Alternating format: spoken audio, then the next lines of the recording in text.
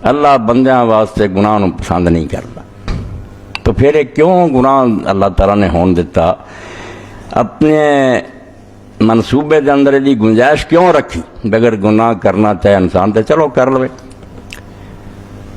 बहुत अजीम बात है जी अल्लाह के रसूल ने कही, मगर वह समझना तलवार नालों तेज है, कई हलाक हो गए।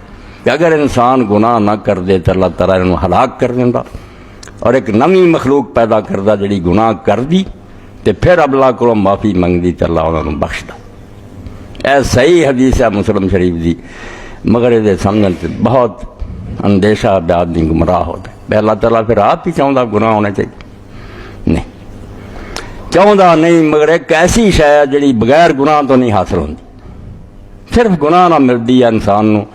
अल्लाह ताला का जो इल्म है उसदा कोई होर हल नहीं कि गुनाह तो इलावा भी इंसान को दर्जा हासिल हो जाए। तवज्जो ने गल सुननी है।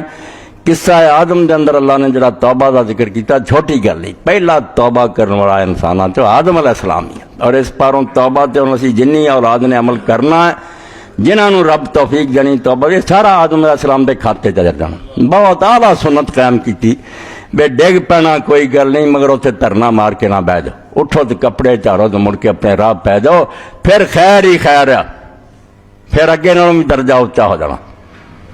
वो दर्जा किहड़ा जिहड़ा हासिल नहीं हुंदा बगैर गुनाह, जान के नहीं करने चाहिए मगर हो जाने। अल्लाह ने इस तो ही जानद्या होया ये गुंजाइश रखी कि अगर फिसल जाए तो कोई गल नहीं, फिसलन देना है, मगर बाद जो इन्हें हासिल करना ना बहुत अच्छा मकाम है। तौबा तो बाद जिहड़ा दर्जा मिलना ना, ये पहला नहीं इन्हूं हासिल हो सकता।